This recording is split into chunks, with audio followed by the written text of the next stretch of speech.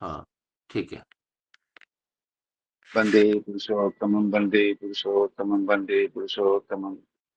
আলোচনা প্রসঙ্গে উপস্থিত सभी दादा माँ को रानंदित जय गुरु। आलोचना प्रसंगे षष्ठ खंड का निर्वाचित अंश पाठ करने के लिए मैं श्रद्धेय श्री सूरज दा को अनुरोध करता हूँ। जय गुरु दादा। जय गुरु। आलोचना प्रसंग षष्ठ खंड, डेट 26 दिसंबर 1945, पेज 222 223। নলিনা খোদা কামত সন্তান কি दिव्य भावापन्न जीवन यापन करते पारे? नलिनाखदा ठाकुर जी से पूछने लगे, क्या कामज संतान दिव्य भाव संपन्न जीवन व्यतीत कर पाता है? सीसी ठाकुर, कामज सबाई, तबे रकम फेर।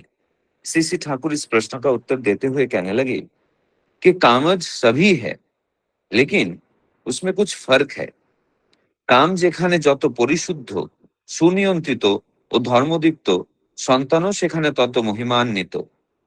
काम जहां पर जितना परिशुद्ध है, सुनियंत्रित और धर्म दीप्त है, संतान भी वहां उतना ही महान है।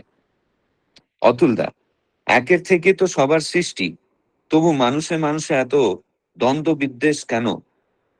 अतुलदा पुनः ठाकुर जी से पूछने लगे कि एक ही से तो सभी का सृष्टि है, फिर भी मनुष्यों में इतना द्वंद्व और विद्वेष क्यों है? सीसी ठाकुर, बेकुब बुद्ध यदि संगे থাকে তবে দ্বন্দ্ব বিদ্বেষ হবে না কেন? सीसी ठाकुर इस प्रश्न का उत्तर देते हुए कहने लगे कि बेवकूफी वाला समझ अगर साथ में रहे तो द्वंद्व और विद्वेष क्यों नहीं होगा?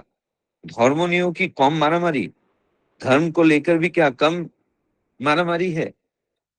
किंतु ঈশ্বরেরও ভেদ নেই, পুরোয়মান প্রেরিতদেরও ভেদ নেই, सदगुरुतेও भेद नहीं, धर्मेरो भेद नहीं, लेकिन ईश्वर में कोई भेद नहीं, पुरयमान प्रेरितगण में भी कोई भेद नहीं, सदगुरुओं में कोई भेद नहीं, धर्म का भी कोई भेद नहीं।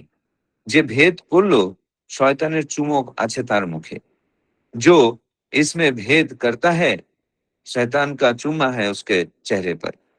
ধর্মের মধ্যে কখনো পূর্ববর্তনকে অস্বীকার করার সমর্থন নেই। धर्म में कभी भी पूर्ववर्तन को अस्वीकार करने की समर्थन नहीं है। একটা গান আছে, আমি বেদ বিধি ছাড়ি বেদনা হারি হরিনাম সদা গাই রে। एक गाना है, मैं वेद विधि छोड़कर वेदना हरण करने वाले हरिनाम सदा गाते रहता हूँ। वेद विधि ছাড়া মানে वेद विधि इग्नोर, उपेक्षा करा नয়। वेद विधि छोड़ना मतलब वेद विधि इग्नोर यानी कि उपेक्षा करना नहीं है। वेद विधि ধরা ও বোঝার জন্য যে প্রস্তুতি দরকার, সেই প্রস্তুতি হয় না যত সময় মানুষের ভিতর ভক্তি ভালোবাসা না আসে। वेद विधियों को पकड़ना और उसे समझने के लिए जो प्रस्तुति की जरूरत है, वो प्रस्तुति ही नहीं हो पाती है जब तक मनुष्य के अंदर भक्ति और प्रेम न जग पाए। भक्ति ভালোবাসা যখন আসে তখন वेद विधि আপনি আসে। भक्ति और प्रेम जब आती है तब वेद विधि अपने आप आ जाती है।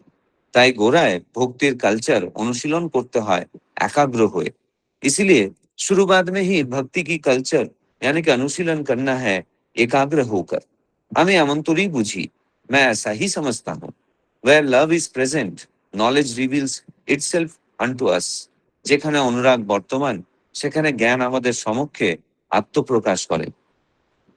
Where love is present, knowledge reveals itself unto us, यानी कि जहां पर अनुराग प्रस्तुत है, वर्तमान है, वहां पर ज्ञान हमारे समक्ष आत्म प्रकाश करता है। जय गुरु। जय गुरु। श्रद्धेय सूरज दा बहुत सुंदर भाव से और स्पष्ट भाव से आलोचना प्रसंगों का निर्वाचित अंश पाठ किया है और उनको हिंदी में अनुवाद करके बताया है। उपस्थित सभी दादा माँ की तरफ से मैं सूरज दा को बहुत बहुत धन्यवाद ज्ञापन करता हूँ। आज का जो विषय वस्तु है वो मैं संक्षेप में बताता हूँ। इस चर्चा में श्री श्री ठाकुर जी बताते हैं कि सभी संतानों काम इच्छा से ही उत्पन्न होती है। अंतर केवल उसकी शुद्धता और संयम में होता है। जहाँ काम शुद्ध, नियंत्रित और धर्मयुक्त होता है, वहाँ संतति भी उच्च और श्रेष्ठ गुणों वाली होती है। मनुष्य में देश और संघर्ष का कारण अज्ञानता है। लोग धर्मों के नाम पर भी झगड़ते हैं, जबकि वास्तव में ईश्वर, पैगंबर, सदगुरु और धर्मों में कोई भेद नहीं है। जो भेदभाव करता है वो सत्य से दूर है। सच्चा धर्म कभी भी पूर्वतन आचार्यों या परंपराओं को नकारने का शिक्षा नहीं देती। आगे श्री ठाकुर जी समझाते हैं कि वेद विधि यानी कि नियमों को सही ढंग से समझने के लिए पहले अंतर का शक्ति और प्रेम का जागरण जरूरी है। जब प्रेम और भक्ति आती है तब ज्ञान अपने आप प्रकट हो जाता है। इसलिए साधना का शुरुआत एकाग्र होकर भक्ति के अभ्यास से करनी चाहिए। मुख्य संदेश ये है कि जहाँ सच्चा प्रेम और भक्ति होती है वहीं से सही ज्ञान अपने आप प्रकट होता है और भेदभाव समाप्त हो जाता है। ये है आज का विषय वस्तु का सारांश। आज हमारे साथ एक नया माँ ज्वाइन किया है, रेणु साहा माँ। जय गुरु माँ। आपको इस आलोचना प्रसंग में बहुत बहुत स्वागत करता हूँ। कहाँ से ज्वाइन किए माँ? जय गुरु माँ, रेणु साहा माँ।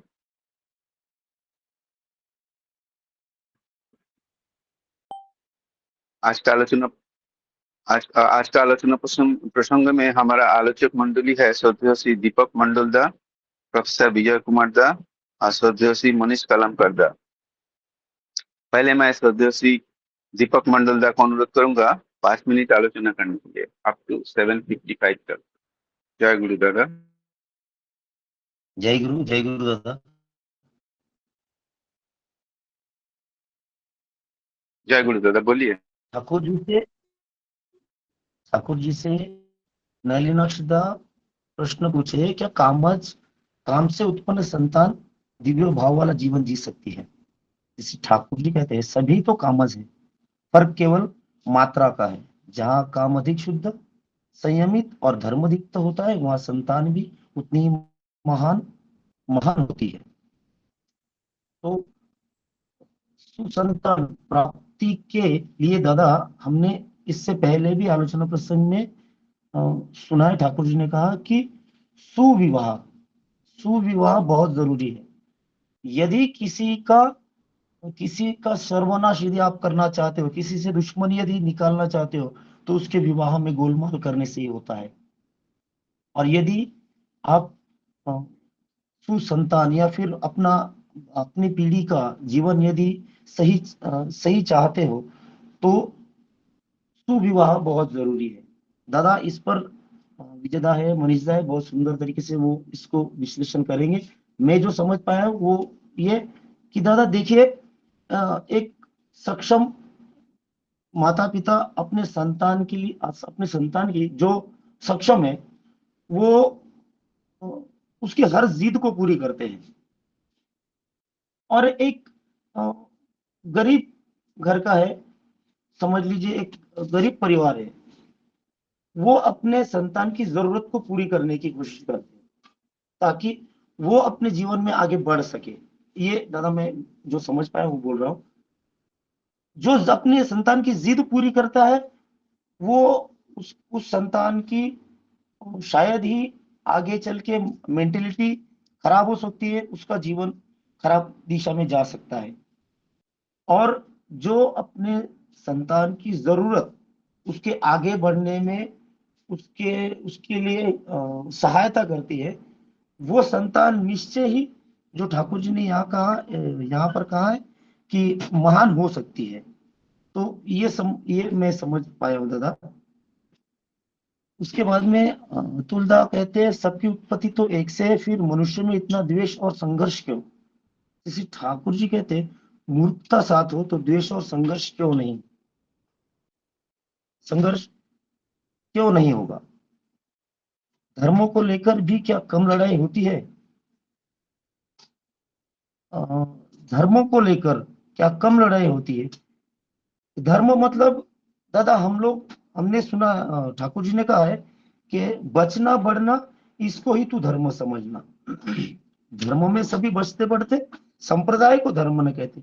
हम लोग धर्म मतलब संप्रदाय को लेकर ही आजकल लड़ाई चल रही है। मैं इसका, मैं वो जाति का, मैं वो इस जाति का, मेरी जात सर्वश्रेष्ठ, मैं ऐसा मैं वैसा।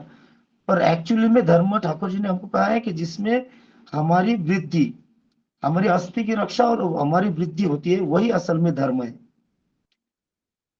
पर ईश्वर में भेद नहीं, प्रेरितों प्रोफेस्ट में भेद नहीं, सदगुरुओं में भेद नहीं, धर्म में भी कोई भेद नहीं। जिसने भेद किया उसके मुख पर शैतान का चुम्बन। मतलब वही है ना, आज जो इतनी लड़ाई, इतनी जो अ, सब पूरे समाज में द्वेष जो फैला है, तो वो इसी भाव को लेकर कि वो संप्रदाय को ही हम लोग धर्म समझकर लड़ाई कर रहे हैं, मेरा संप्रदाय बड़ा, मैं ऐसा।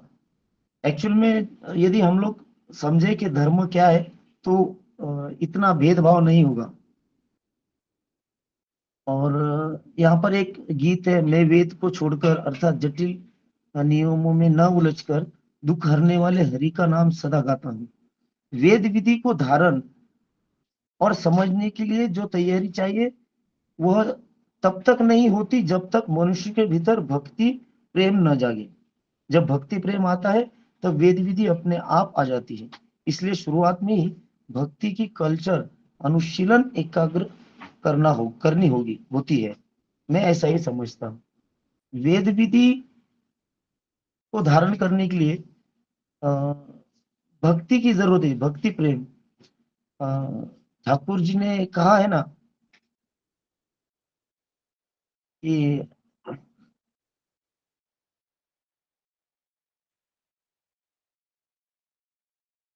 भक्ति प्रेम आता है। बोलिए दादा दादा। थैंक यू जरा। दादा मैं इतना कही करिए, मेरे शब्दों की विराम देता हूं। जय गुरु। जय गुरु दादा, जय गुरु। बहुत सुंदर भाव से आपने विषय वस्तु का आलोचना की है। 2 पॉइंट आपने आलोचना किए। बहुत अच्छा प्रयास किए है। पहली बार बोले हैं लेकिन बहुत अच्छा है। जय गुरु दादा। अभी मैं आलोचना करने के लिए श्रद्धेय प्रोफेसर विजय कुमार दादा को अनुरोध करूंगा 10 मिनट आलोचना करने के लिए। दादा आप 7:05 तक आलोचना कीजिए। जय गुरु दादा। जय गुरु। वंदे पुरुषोत्तमं, वंदे पुरुषोत्तमं, वंदे पुरुषोत्तम। जो आज का जो क्वेश्चन है, जो कामज व्यक्ति से जो संतान होगा, वह कैसे जीवन में जो है सफल हो सकता है। तो यहाँ पर ये बातें जो है बहुत बार हो चुका है ना। सुसंतान की ही बात है, माने घुमा फिरा के एक ही क्वेश्चन जो है, एक ही भाव का क्वेश्चन है, लेकिन अलग लोग पूछते हैं अलग अलग टाइम। ये तो बहुत सोचने वाली बात है कि ठाकुर जी एक ही क्वेश्चन या एक ही भाव के क्वेश्चन को जो ठाकुर जी बार बार जवाब देते, वो थकते नहीं है यहाँ पे, है ना। नहीं तो हम लोग अगर रहेंगे तो बोलेंगे भैया जाके देखो मैं बोल चुका हूँ, लिखा हुआ है ना। तो यही बात है। तो यहाँ पर जो है ठाकुर जी बोल रहे हैं कि जो जो जो संतान की जो उत्पत्ति होगी और कामज के बिना तो हो ही नहीं सकती है, काम के बिना तो हो ही नहीं सकती। लेकिन जो है काम के समय में जो है, काम की जो है क्वालिटी क्या है, मतलब काम के समय में उसका क्या भाव है, उसका जो है वो शुद्ध भाव है कि नहीं, संयमित है कि नहीं, प्रेम पूर्ण है कि नहीं, जिम्मेदार है कि नहीं। ये सब भाव जो है काम के समय में, संतान उत्पत्ति के समय में जो ये सब की माता पिता के अंदर क्या भाव चल रहा है, तो वही भाव जो है काम के साथ साथ ये सभी अच्छी भावना रहनी चाहिए, है ना।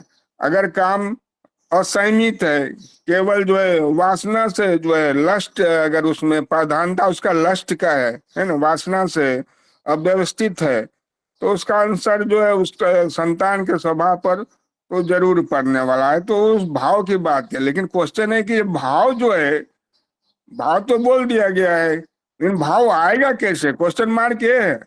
ये सोचने से तो आने वाला नहीं। अचानक कोई भी चीज जो है सोच के नहीं होता है, उसके लिए प्रैक्टिस करना पड़ता है और लॉन्ग प्रैक्टिस की जरूरत है। लोग बहुत बोलते हैं ना कि जो अरे क्या अभी क्या भजन कीर्तन करना है ना, बुढ़ापे में करेंगे ना भजन कीर्तन। तो लोग बोलते हैं ना मरने के टाइम में भगवान का नाम लेना चाहिए। भगवान का नाम तो आएगा ही नहीं मरने के टाइम में। जब जिंदगी भर तुम नहीं करोगे बोलोगे मरने के 5 साल पहले हम भजन कीर्तन चालू कर देंगे, मरने के टाइम में जो भगवान का नाम होने वाला नहीं है। तो ये बात यहाँ भी है, जब तक प्रैक्टिस नहीं रहेगा, प्रैक्टिस कैसे रहेगा, इसलिए तो ठाकुर जी बोल रहे हैं कि जो 12 साल की उम्र में दीक्षा हो जाना चाहिए, क्योंकि ये जो रक्त मांस में जो है ठाकुर का बीज मंत्र जो है, जब रक्त मांस में उस मज्जागत जब तक नहीं होता है तो वो सब जो फिर संतान के जो है उत्पत्ति के समय में भी ये सब भावना नहीं आने वाली, उसके लिए प्रैक्टिस का जरूरत है। तो एक जगह ठाकुर जी बोले हैं, कहाँ पर बोले हैं, मनीष दास शायद बताएंगे, मेरे पिताजी कहा करते थे कि child is born 20 years before his birth, 20 years before his birth, 20 साल पहले उसकी उत्पत्ति हो जाती है। इसका क्यों बोले, क्योंकि उसके जो माँ बाप है, जो बचपन से क्या गुण है उसमें, वो फिर वही जो 25-30 साल में जो फिर वो बच्चे होंगे उनके तो वो प्रभाव आएगा यहाँ पे। तो यही बात है यहाँ पर। इसलिए जो है काम जो है सिर्फ शारीरिक वासना नहीं है, बल्कि जो है वो क्रिएटिव फॉर फोर्स के रूप में समझना पड़ेगा, जीवन ऊर्जा एक्चुअली। यहाँ पर जो है उस टाइम में माता पिता की मानसिक अवस्था, भावना, जीवन शैली सब गर्भस्थ शिशु को प्रभावित करती है, और जो गर्भ के जो करते हैं तो तनाव, प्रेम, शांति सबका प्रभाव जो बच्चे के ब्रेन डेवलप पर भी पड़ता है। गर्भावस्था के समय में भी कैसा रहना है वो भी इम्पोर्टेंट है, काम के समय रहना है, फिर गर्भावस्था के समय में रहना है। ऐसे तो लाइफ लॉन्ग है एक्चुअली, है ना, आफ्टर बर्थ भी है, तो उस विषय पर जाने की जरूरत नहीं है। यहाँ पर जो है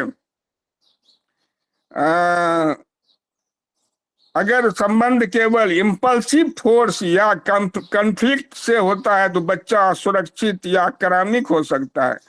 ये बातें यहाँ पर, जैसे बहुत सारे एग्जाम्पल है, जैसे शिवाजी महाराज, जीजाबाई सबका उदाहरण ले लीजिए, विवेकानंद का उदाहरण लीजिए, सब ऐसे नहीं। हमारे अभी भी जो है बहुत सारे, मैं गुरु भाई के घरों में देखता हूँ, ये तो हिस्टोरिक उदाहरण है, अभी भी बहुत सारे गुरु भाई के घरों में देखता हूँ, उनके बच्चे कितने, आप देख के आश्चर्य करेंगे कि ऐसे भी बच्चे हो, इतने अच्छे बच्चे हो सकते हैं।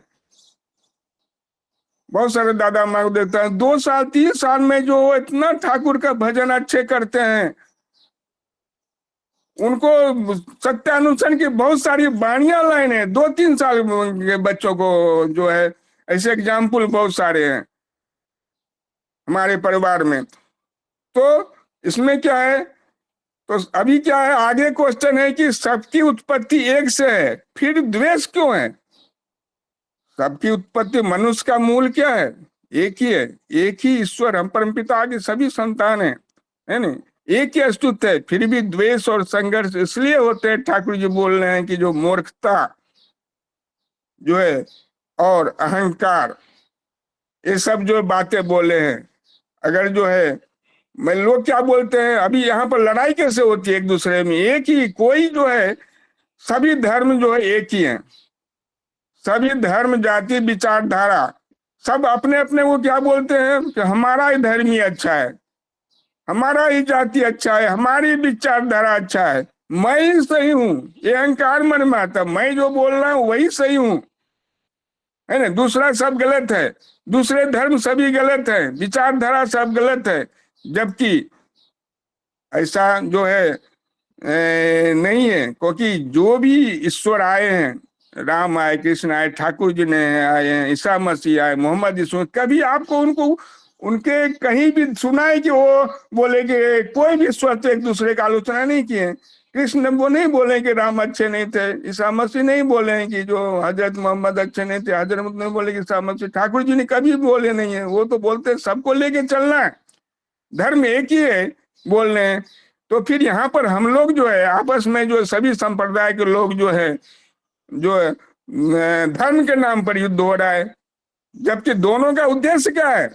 मान ली कोई अल्लाह को मानता है, कोई जो ईसा मसीह को मानता है, हम ठाकुर जी को मानते हैं, तो उद्देश्य क्या है? उद्देश्य तो एक ही है, ईश्वर प्राप्ति है। उद्देश्य क्या है?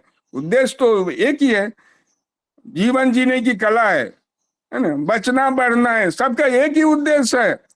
लेकिन हम जो है आपस में जो है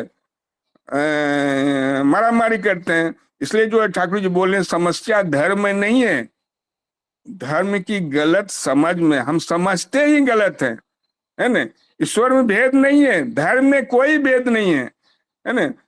सभी धर्म एक ही सत्य की ओर ले जाते हैं। बट मनुष्य की कमजोरी है कि हम जो है उसको प्रॉपर शिक्षा नहीं दिए, धर्म के बारे में पता नहीं हमके प्रॉपर तरीके से।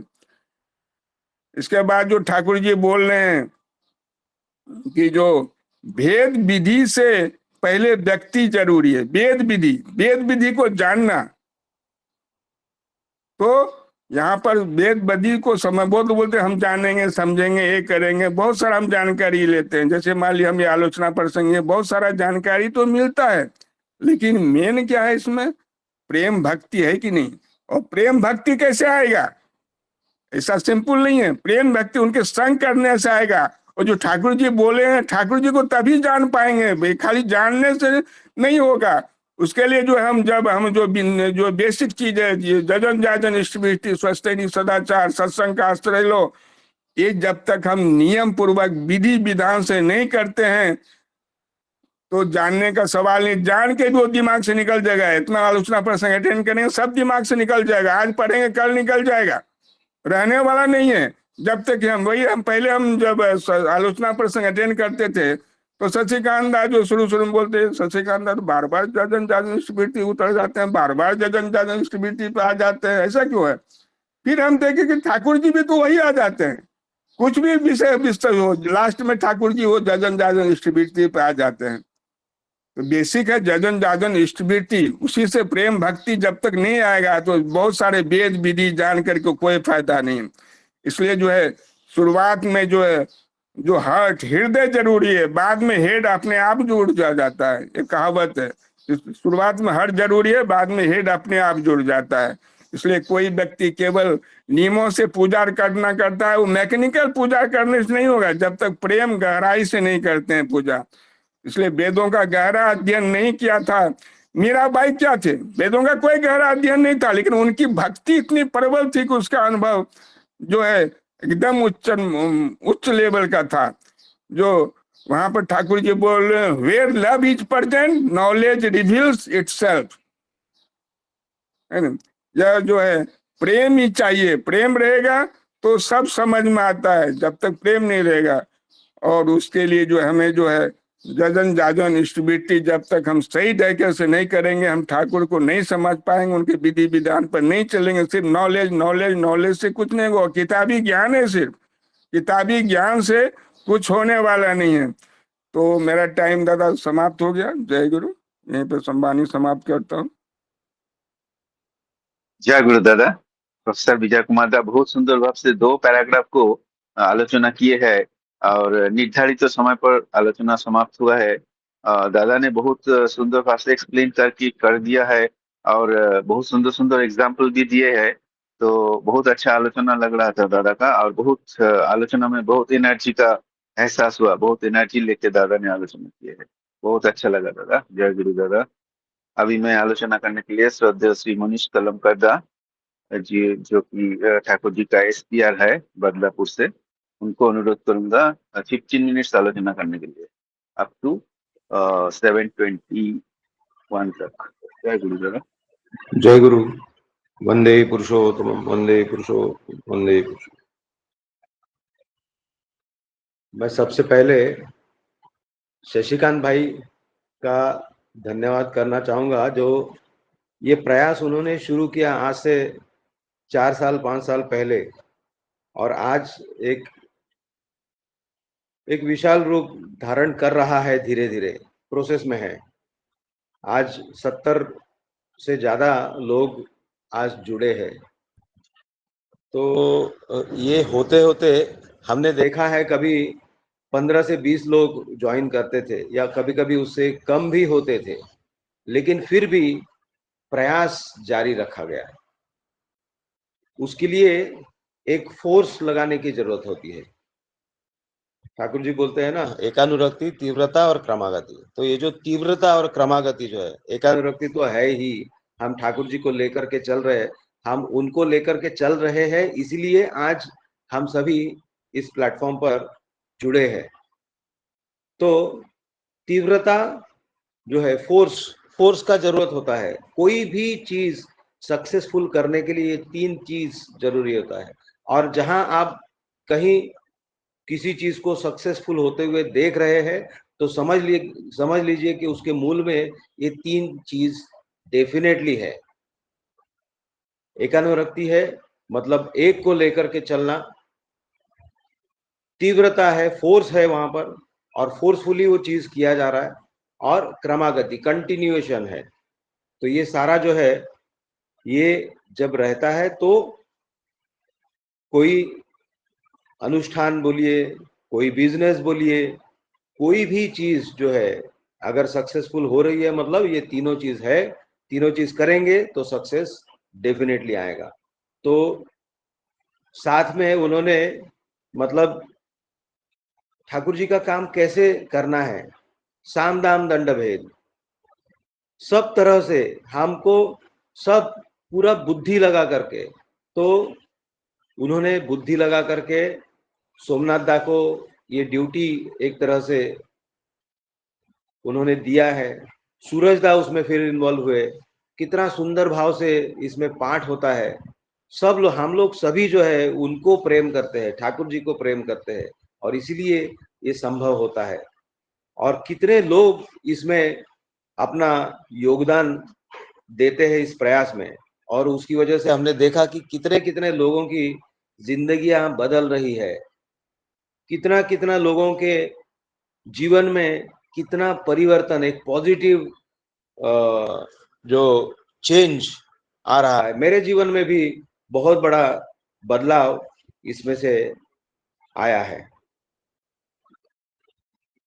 ये जो आज का जो बात है, नलिनाक्षदा सवाल कर रहे, क्या कामज संतान दिव्य भाव वाला जीवन जी सकती है? तो मुझे ऐसा लगता है, जो हमारा इंस्टिंक्ट होता है, जो एकदम बेसिक चीज है, उसमें है आहार, निद्रा, भय, मैथुन और बुद्धि, विजडम। तो ये जो 5 चीज है, उसमें से एक है काम। तो ये तो मूल चीज है। अगर जनरेशन को आगे बढ़ाना है, अगर वो आगे बढ़ेगी, तो अगर काम नहीं होगा तो बढ़ेगा कैसे? तो काम तो मूल चीज है, मतलब वो रहेगा ही। ठाकुर जी यही बात बोल रहे हैं, सब ही कामज है, फर्क केवल मात्रा का है। अब ये मात्रा मतलब क्या? तो मैं इससे जो समझता हूं कि मात्रा मतलब रेशो, कितने प्रमाण में वो चीज है। हम जानवरों को अगर देखें तो उनमें भी काम प्रवृत्ति है, लेकिन देखा जाता है कि जब जो फीमेल है वो जब इनवाइट करती है, उसमें जब वो भाव उत्पन्न होता है, तभी मेल उसके पास आता है, तब तक नहीं जाता वो। मतलब वो डिसिप्लिन्ड है। और हम क्या चाहते हैं जीवन में? हम चाहते हैं बचना और बढ़ना, जीवन और वृद्धि। तो ये वृद्धि के लिए ये काम की आवश्यकता है। तो सिर्फ उतना ही भर जरूरत होती है। जब वो कंट्रोल से बाहर होता है, तो हम देख सकते हैं, हम लोग नॉर्मली क्या देखा जाता है, हम लोग देखते हैं कि जो बहुत अच्छे व्यक्ति है, वो किस तरह से, उनके माता पिता को देखिए, वो अगर कंट्रोल्ड है, तभी जाकर के एक अच्छी संतान पैदा होती है, और वो समाज के, जैसे वो अपने लिए और अपने परिवार के लिए जिस तरह से दायित्व अपना निभाते हैं, उसी तरह उनके मन में ये बात भी होती है कि मैं जिस समाज में रहता हूँ उसके लिए भी मैं उत्तरदायी हूँ, और मैं जिस देश में रहता हूँ, क्योंकि धर्मो रक्षति रक्षितः। जब मैं धर्म की रक्षा करूंगा, तभी धर्म मेरी रक्षा करेगा।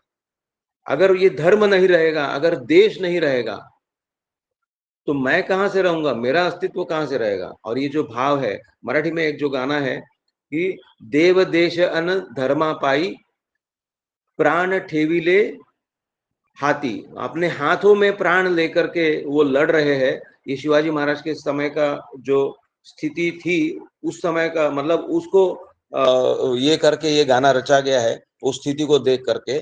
तो देव, देश और धर्म, इनके लिए अपने प्राण अब हाथों में लेकर के वो लड़े थे। तो यही बात है।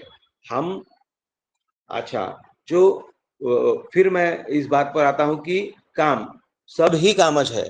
तो कहने का मतलब है कि जब काम प्रवृत्ति होगी तभी तो जा करके अगली संतान आएगी, अगली पीढ़ी आएगी। तो ये ईश्वर ने दिया हुआ एक तरह से आशीर्वाद हम बोल सकते हैं, लेकिन ये नियंत्रण में होना चाहिए।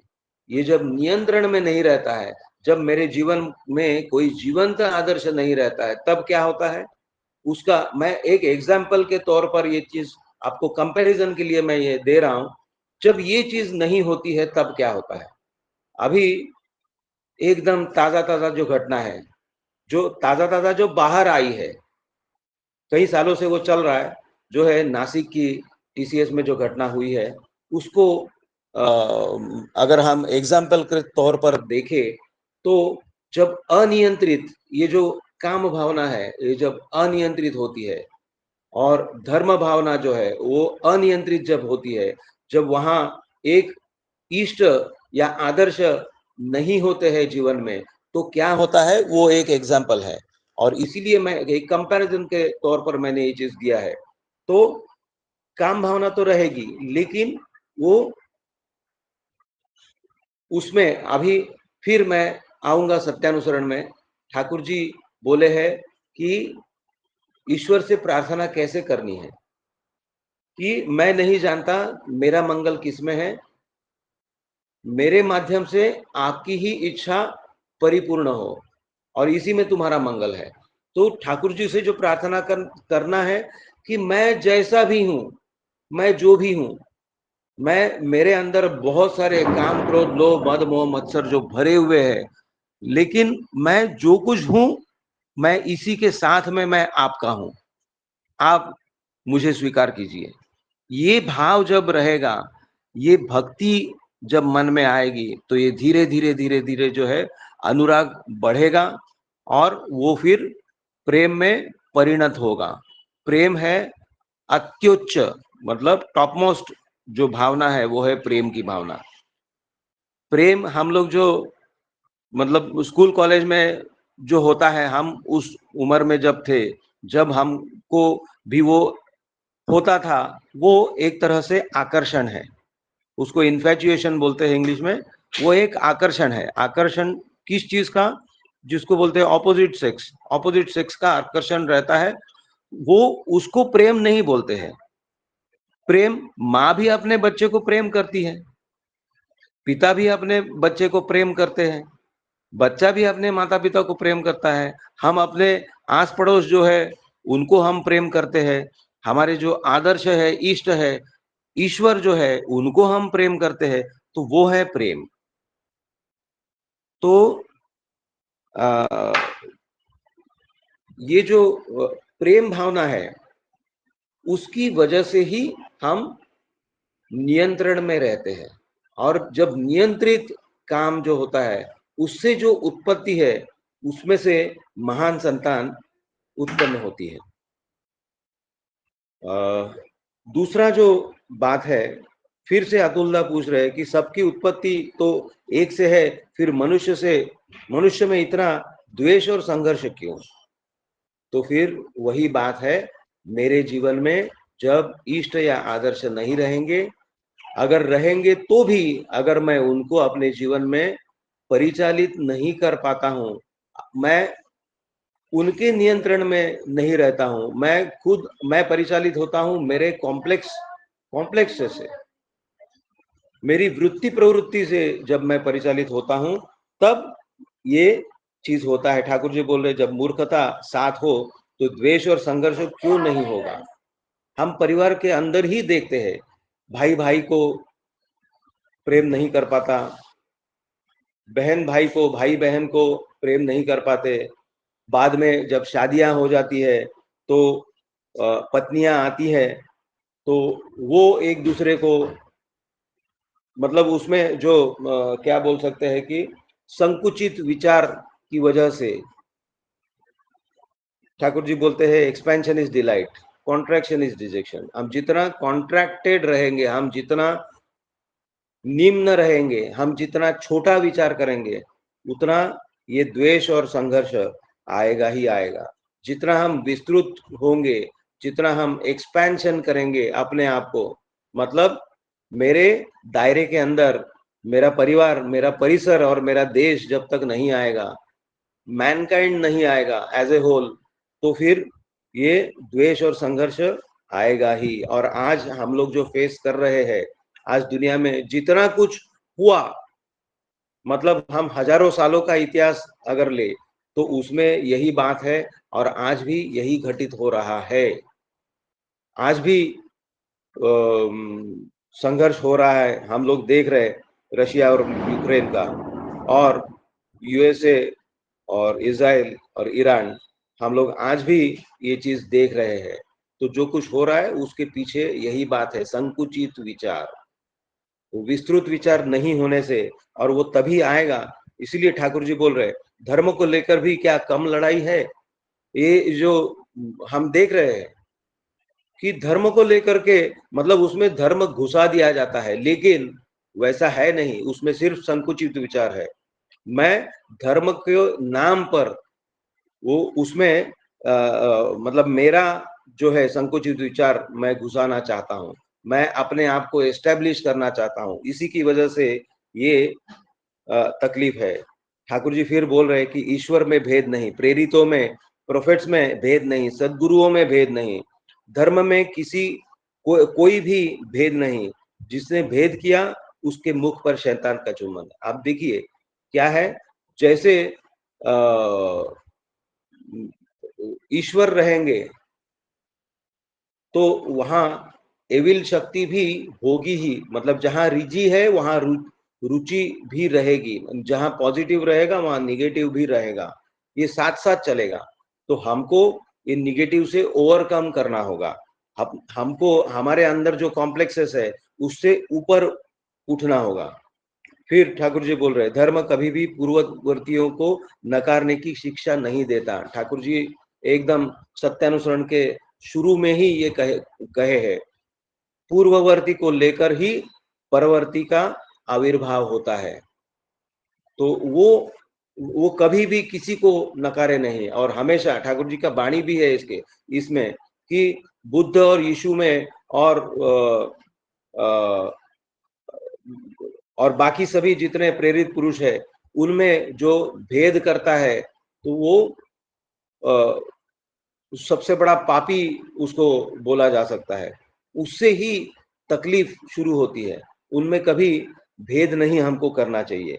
भेद होता है कहाँ, जब मैं उनको भुनाने की जब कोशिश करता हूं, मैं किसी योग को लेकर चलता हूं और दूसरे का अस्तित्व को नकारता हूं, वहां जाकर के तकलीफ होती है।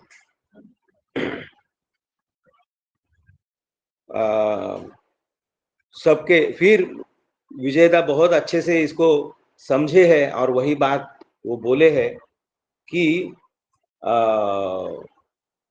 सबके मूल में है प्रेम। और ठाकुर जी ये प्रेम की ही बात हमेशा बोलते हैं। हमेशा ही ठाकुर जी यजन याजन इष्टभूति की बात बोलते हैं। क्यों बोलते हैं? क्योंकि ये हम यजन याजन इष्टभूति जब निरंतर करते चलेंगे तो ही हमारे मन में जो है उनके प्रति प्रेम जागृत होगा। तो ये प्रेम जागृत करने के लिए हमें जरूरत है यजन याजन इष्टभूति निरंतर करने की। ये जब हम करते रहेंगे तब, अभी ठाकुर जी ये जो 7वां पॉइंट है, 6ठा पॉइंट है, जब भक्ति प्रेम आता है तब वेद विधि अपने आप आ जाती है। इसीलिए शुरुआत में भक्ति की कल्चर अनुशीलन एकाग्र होकर करनी चाहिए। मैं ऐसा समझता हूँ, where love is present knowledge reveals itself unto us. इसका मतलब अगर हम देख रहे हैं कि प्रेम भाव नहीं है, द्विजा भाव है, तो इसका मतलब मूल में इष्ट के प्रति प्रेम नहीं है, उसकी कमी की वजह से ये सारी तकलीफें है। तो हमको मूल में जाकर के प्रेम करना है अपने इष्ट के प्रति। वो कैसे करेंगे? उसका सरल और सादा जो मार्ग है वो है यजन याजन और इष्ट वृत्ति। ये जितना हम ठीक ठीक करते चलेंगे, तब हमारे जीवन में जो है ये प्रेम भाव जब जगेगा, तब हमारे मन में जो विस्तृति जो है वो आएगी, ऐसा मैं समझता हूँ। जो मैं समझा मैंने रखा है बात को। सभी को जय गुरु। जय गुरु मनीष दा, आपने बहुत सुंदर भाव से विषय वस्तु को विस्तृत रूप से आलोचना की है। सत्यानुसरण का वाणी भी अपने सहायता लिया है इस विषय वस्तु को व्याख्या करने के लिए, और बहुत सुंदर एग्जाम्पल्स का साथ अपने आलोचना को रखे हैं। बहुत बहुत धन्यवाद दादा, बहुत सुंदर आलोचना रखी। अभी मैं आलोचना को समराइज करने के लिए श्रद्धा श्री शशिकांत दादा को अनुरोध करूंगा, पूरा विषय वस्तु को समराइज करें। जय गुरु दादा। जय गुरु। वंदे पुरुषोत्तमम, वंदे पुरुषोत्तमम, वंदे पुरुषोत्तमम। सोमनाथ दा, मेरा आवाज क्लियर है? बिल्कुल क्लियर है। हाँ, बहुत सुंदर विषय वस्तु है। आज का 2 टॉपिक है और हमारा श्रद्धेय दीपक दा मानमाड़ से बहुत सुंदर भाव से आलोचना रखे संक्षेप में, और प्रोफेसर विजय दा भी चमत्कार भंगी से बहुत सारा उदाहरण दे के आलोचना रखें, और रिस्पेक्टेड हमारा कलम करदा भी आज का विषय वस्तु को बहुत सुंदर भाव से समझा है, मतलब स्पष्ट भाव से विषय वस्तु के रह के बहुत सुंदर भाव से वो प्रयास किए। सर्वप्रथम मैं डॉक्टर सूरज दा को धन्यवाद देना चाहता हूँ। वो दैनंदिन जीवन में जितना जो रीडिंग एंड ट्रांसलेशन इमीडिएट वो एक जो मधुर परिवेश क्रिएट करते हैं, तो एवरीडे जितना भी धन्यवाद दिया जाए उतना कम पड़ेगा। श्रद्धेय सोमनाथ दा अभी परिचालना इतना सुंदर भाव से करते आ रहे हैं और कर रहे हैं। अभी कुछ दिन से हमको मनोरंजन दा हमको हेल्प कर रहे हैं, मनोरंजन पात्र दा गुजरात से। वो रिकॉर्डिंग करके मेरा कुछ असुविधा है, जे खाली एक ही लोग से तो नहीं हो रहा है। जो अभी मनीष दा बोल रहे थे उसके पीछे जो कोऑर्डिनेशन होता है, कौन दार्जन करेंगे, आलोचना करेंगे, कौन एक विषय वस्तु के ऊपर उनका नॉलेज है, वो प्रोफेसर विजय दा और मधुमा, ये दोनों हर दिन कोऑर्डिनेशन करके नया वक्ता, नया कौन आलोचना रखेंगे। और ऊपर से रेस्पेक्टेड लोंगकरदा, रेस्पेक्टेड तेलंगा और रेस्पेक्टेड कलम करदा, इनका गाइडेंस से वो गाइड करते हैं, हम उनको और अच्छा करने के लिए प्रयास करते हैं। आज का जो विषय वस्तु है, वो विषय वस्तु जो है, ये क्वेश्चन बहुत इम्पोर्टेंट क्वेश्चन है। ये सांप्रतिक मॉडर्न वर्ल्ड में ये क्वेश्चन आपको आएगा साधारणतः भाव से, जे क्या कामोज संतान जो होता है दिव्य भाव वाला जीवन जी सकता है? मतलब जो जीवन में जिसका कोई आदर्श नहीं है, आदर्श है भी, और जो ये मिलन के टाइम में एक ही प्रोमिनेट करके मिलन किए हैं, क्योंकि उससे क्या उसका जो संतान आएगा वो दिव्य भाव वाला जीवन जी सकता है क्या? ये क्वेश्चन नलिनाक्षदा क्वेश्चन किए हैं श्री श्री ठाकुर जी को। श्री श्री ठाकुर जी उसका उत्तर क्या बोल रहे हैं? श्री श्री ठाकुर जी बोल रहे हैं सभी कामज है, फर्क केवल मात्रा का है। क्योंकि एक संतान के लिए, सबके लिए एक पिता और माता का जरूरी है, और वो खाली विवाह करने से नहीं होगा, वो इनका मिलन भी होना चाहिए। और सबका सृष्टि मिलन से हुआ है, कोई नहीं बोलेगा मिलन से नहीं हुआ है, सबका मिलन से हुआ है। बट ये मिलन श्री श्री ठाकुर जी जो एक दिए हैं, जो क्या होना चाहिए, जहां काम अधिक शुद्ध, संयमित और धर्मदीप्त होता है, वहां संतान भी उतनी ही महान होती है। ये श्री ठाकुर जी एक बाउंड्री दिए हैं। जो उससे पहले जो हमारा दीपक दा बोल रहे थे, ये सब होने के पहले पीछे से पश्चातपट में मेन जो होता है सुविवाह। सुविवाह मेन इंपॉर्टेंट है। सुविवाह होने से नारी से सर्वगुण संपन्न पुरुष वर्ण संपन्न होगा, गोत्र अलग रहेगा, आभिजात्य, वयस, योग्यता, विद्या, ज्ञान, संस्कार, ये सब कुछ में वो उसको बहन करके लेके चलेगा। परिपूर्ण करेगा। नारी देखेगा यही पुरुष में ही मुझे फुलफिल कर सकता है, मैं उसी को शादी करूंगा। सर्वोत भाव से ये मुझे बहन करेगा, मेरा पिता को बहन करेगा, मेरा माता को बहन करेगा, मुझे भी बहन करेगा। मेरा पिता का सद्गुण का इग्नेस्ट में नहीं जाएगा। ये जो विवाह होगा, फिर एक पुरुष के प्रति उसका अनुराग श्रद्धा सृष्टि होगा। वहां पर मेन पार्ट है सुविवाह। सुविवाह के बाद जो प्रोफेसर विजयदा बोले, ये भाव एक दिन में नहीं आएगा, आपको डेली प्रैक्टिस करना पड़ेगा। जो जजन जजन इष्टवृत्ति सदाचार सुस्तेनी का बात कर रहा है, जब मैं जाके जिस दिन मिलन होगा उसी दिन मेरा भाव उत्पन्न हो स्वामी के प्रति। मैं उनका 14 पीढ़ी तक जितना अच्छा अच्छा संस्कार को सब सोख कर लूंगा, ग्रहण कर लूंगा, आकर्षित हो जाऊंगा, वो होगा नहीं। वो डेली प्रैक्टिस में होना चाहिए। स्वामी को मैं देखा हूँ बहुत सारा विशिष्ट व्यक्ति का नाम लूंगा, क्योंकि और कुछ वर्ड यूज करूंगा फिर वो एक किसी को हर्ट होगा। मेरा वाक्य के ऊपर में सावधानी रखना चाहिए। हम बहुत विशिष्ट व्यक्ति का घर पे जब जाते हैं, देखते हैं उनका जो बेटी है, जो उनका स्वामी को नाम में पुकारते हैं, एक फ्रेंडशिप ऑर्डरली बोध करते हैं। हमारा स्कूल मेट को जैसे हम बातें करते हैं, वो उनको नाम पे बुलाते हैं। हे शशिकांत सुनो तो, मेरा पत्नी ऐसे बोलेगा, तो क्या ये भाव जो होता है, ये भाव एक स्वामी के प्रति अनुरक्त होने वाला भाव है। वो डेली डेली जब कर रहा है, क्या वो जो मिलन के टाइम में यही भाव ही रहेगा। इसलिए तो ठाकुर जी जोर दिए हैं, जो विवाह से पहले किसी को स्वामी रूप में सोचना ही महापाप है।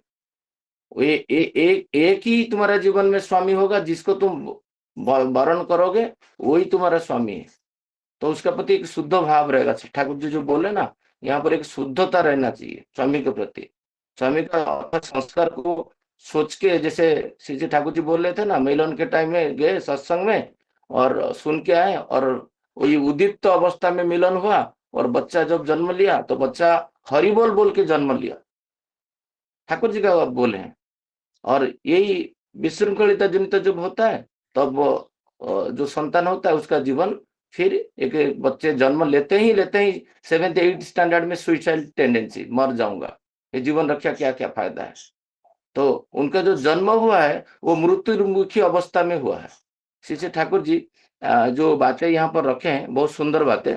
मैं उसमें ठाकुर जी जो बोले ना, एक शुद्ध भाव होना चाहिए। तो श्री ठाकुर जी एक वाणी दिए हैं, जे काम प्रवृत्ति में स्वामी स्त्री, सिर्फ काम प्रवृत्ति कभी किसी को भी प्रकृत स्वामी या स्त्री बना नहीं सकती, कभी संभव भी नहीं हुआ है। ये नारी नीति 67 वाणी नंबर है।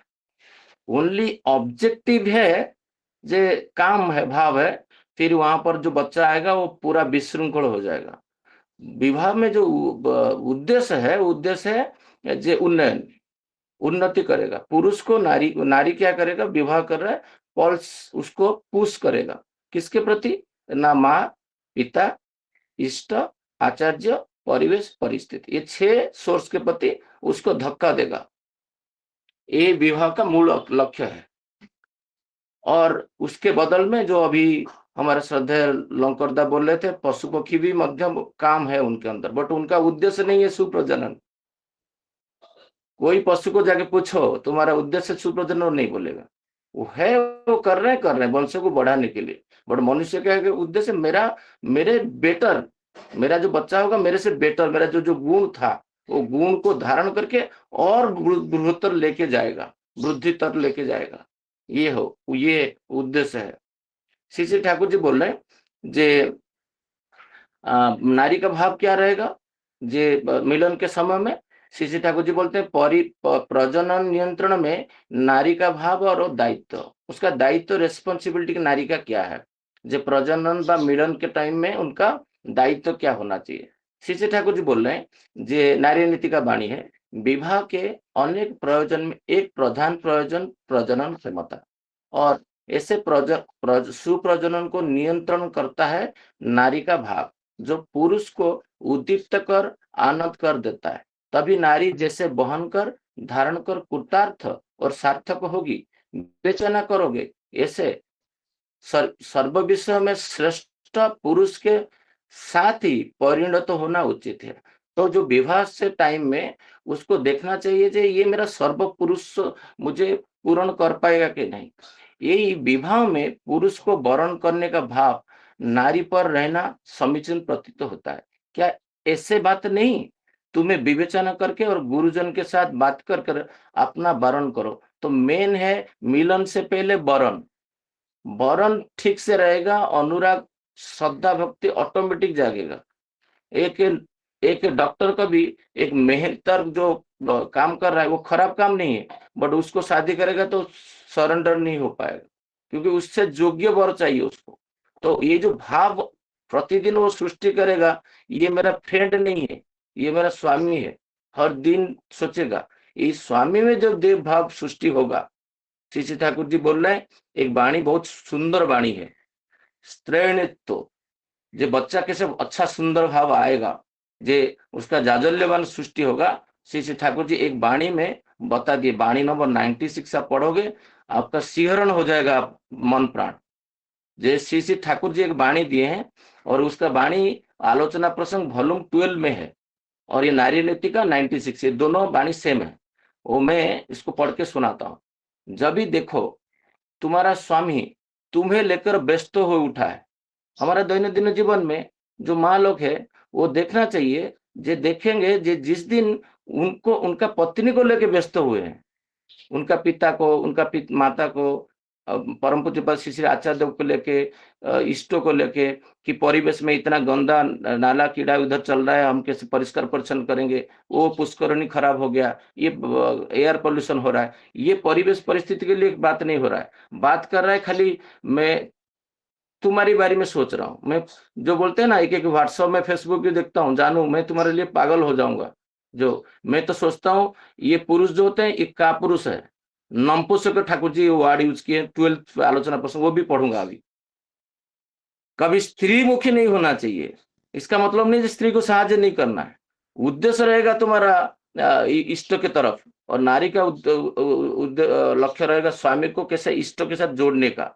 जब ये आता है, ठाकुर जी बोल रहे हैं, व्यस्त हुए उठो, तुम्हारे निकट समय बिताने का झोंक दैनंदिन बढ़ा जा रहा है, मतलब नारी को टाइम दे रहा है। बोलते हैं ना, मैं वाइफ को मैनेज कर रहा हूँ।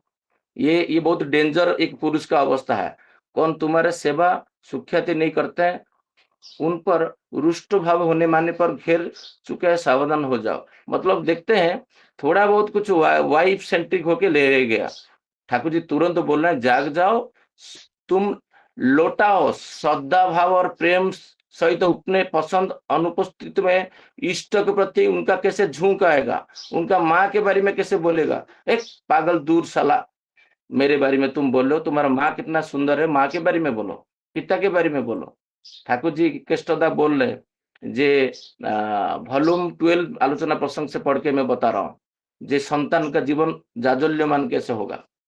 जे स्त्री कृष्णदा बोल रहे हैं, जब मैरिज करते करते नया जब दुल्हन आता है, तो बहुत पुरुष पिता माता को और इष्ट को छोड़ के स्त्री का सेवा में लग जाता है। तो वो क्षेत्र में क्या अच्छा संतान आएंगे? तो श्री श्री ठाकुर जी बहुत सुंदर भाव से बोल रहे हैं। उसमें 2 पार्ट है, ठाकुर जी बोल रहे हैं। हो सकता है मैं सेकंड पार्ट को मैं जाऊंगा नहीं, ये फर्स्ट पार्ट में आलोचना करने के लिए रखूंगा, समय और 4 मिनट है। मैं सेकंड पार्ट को जाऊंगा नहीं, क्योंकि सेकंड पार्ट जो जो एक गाना है, उसको मैं एक्सप्लेन कल करूंगा। जो फर्स्ट आलोचना हुआ था सेकंड पालावा में, ये गाना को एक 15 मिनट हमारा श्रद्धेय धृतिमानदा एक्सप्लेन किए हैं, और यूट्यूब में अवेलेबल है, और आप सुनोगे। बहुत सुंदर बातें है जो ठाकुर जी का ये वाणी में मुझे मिल नहीं रहा था, आज मिला, मैं उनको भेजूंगा। बहुत आनंददायक का बात लगेगा वो वाणी को एक्सप्लेन जो जैसे किए हैं, वेद विधि वाला वाणी। ठाकुर जी बोल रहे हैं, ये इसमें क्या होता है, श्री श्री ठाकुर जी बोल रहे हैं, जे उसके अंदर एक काम लालसा है, और वो क्या करता है, उसका स्त्री उसको दे ही नहीं रहा है, समय भाव समापन्नता नहीं है। वो सोच रहा है, नारी सोच रहा है, जे नहीं, मैं जब पुरुष का एक ऊर्ध्वमुखी संपन्न रहेगा, मैं उसी समय में मिलन करूंगा और संतान अच्छा आएगा। बट नारी तो कार्मल लोलुपता दिखा रहा है, तो जाके उसका वेजिटेबल काट रहे। जो मैं संक्षेप में बता रहा हूँ, ठाकुर जी पूरा डिटेल में बता रहे हैं। उसका बच्चे का झाड़ा परिस्रा साफ कर दे रहा है, वो छोटा छोटा एग्जाम्पल ठाकुर जी दिए हैं। और उसको उसका बाल ठीक कर रहा है, का ये कर रहा है। ये ठाकुर जी इतना नीचे लेवल पे उदाहरण दिए हैं, ये वॉल्यूम 12 में है। तो कल मैं बैठ के रिसर्च करते-करते इसको सब मिला। तो उससे क्या होता है, नारी बोलता है ये क्या है अरे ये तो बेकार पुरुष है, कौन से किसको शादी कर लिया? वो मिलन जो होता है उसको बोलते हैं कामोज।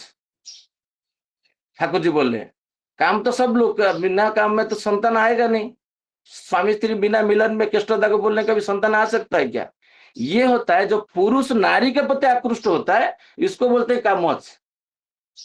तो मुझे मैं दिमाग कल मेरा नोट्स खुल गया, जे किसको बोलते हैं? पुरुष क्या करेगा, जैसे दशरथ का प्रति जो श्रद्धाशील हो रहे थे, जो बातें हो रहा था, जो रघुवंश में कभी भी बात को जो देता है उसको पीछे नहीं हटता है। राम जी के जो उदाहरण दिए हैं, तो वनवास चले गए, तो उनका वंश के जितना अच्छा अच्छा गुण है, नारी क्या करेगा, मापेगा। और उसी अवस्था में वो उद्दीप्त होने की अवस्था में वो संतान बहुत सुंदर आता है। फिर से उल्टा बोल के बोले हैं ठाकुर जी, जे क्या इसका मतलब क्या वेजिटेबल पुरुष नहीं काटेगा? कब काटेगा? ना नारी को हेल्प करने के लिए काटेगा, तो वो कामज नहीं है। करना चाहिए नारी को हेल्प, बर्तन मांजेगा, सब कुछ करेगा। नारी के अंदर तो माँ है, उसका परिश्रम जितना कम करेगा वो नारी बाकी काम कर पाएगा। उसको उसके अंदर उद्दीपना सृष्टि करेगा पिता माता के प्रति, इष्ट के प्रति। एक घर पे क्या बैठे हो, जाओ डीपी वर्क में, घर पे क्यों बैठे हो, ठाकुर फैमिली में आओ, जाओ अरेंजमेंट करो। इसी से सोमनाथ दा मैं क्षमा मांगता हूँ आपसे, मैं सेकंड टॉपिक को जा ही नहीं रहा हूँ। मैं नहीं चाहता हूँ जे कुछ खाली मैकेनिकल आलोचना हो, तो मैं इसलिए एक ही टॉपिक रखा और उसी को आलोचना करने के लिए प्रयास किया। और उससे एक भावादीप्त संतान होना चाहिए। इसलिए माँ के ऊपर इतना डिपेंडेंसी है। माँ जैसे फ्रेंडशिप से होगा तो उसका अच्छा गुण वो देख नहीं पाएगा। उसको फ्रेंड के अंदर हम बुराई भी देखते हैं, बट स्वामी को वो जो मैं बोला ना, कैसे रहना चाहिए परिवार में, जो विजेता बहुत वाइटल पॉइंट रखे, एक ही दिन में नहीं आएगा। दैनंदिन जीवन जापन, जजन जजन इष्टबुद्धि, सदाचार सोचते नहीं, जो तर्पण करना कि ठाकुर जी का जो विधि दिए हैं, वो विधि को मान के जब नारी चलेगा तो एक पुरुष के प्रति अच्छा अच्छा गुण को देखेगा, वो क्रिटिसाइज नहीं करेगा, तो वो फिर संतान उसी हिसाब से उसका जीवन जाज्वल्यमान होगा। जय गुरु, सबको जय गुरु और सोमनाथ दा जय गुरु। जय गुरु दादा। विषय वस्तु इतना विस्तृत है कि मतलब दोनों विषय को आलोचना करने के लिए बहुत ज्यादा टाइम चाहिए। इसीलिए आपने जो डिसाइड किया कि फर्स्ट पैराग्राफ को आलोचना करेंगे, तो बहुत अच्छा किया, सही किया दादा। बहुत सुंदर भाव से विस्तृत रूप से आपने विषय वस्तु का आलोचना किया है, और जो मतलब मूल तत्व है, गुण तत्व है, उनको आपने उभर के बाहर लेके आया। क्योंकि सिंपली पढ़ने से वो तत्व मालूम नहीं पड़ता है। बिल्कुल बहुत सारे रिसर्च करके दादा ने बहुत आलोचना किया है। बहुत अच्छा लगा दादा, बहुत सुंदर। जय गुरु दादा। सभी दादा माँ को जय गुरु। आलोचना प्रसंगों का समय समाप्त हो चुका है। जय गुरु दादा, जय गुरु। जय गुरु। जय जय गुरु। गुरु। सभी दादा सभी दादा माँ को जय गुरु। जय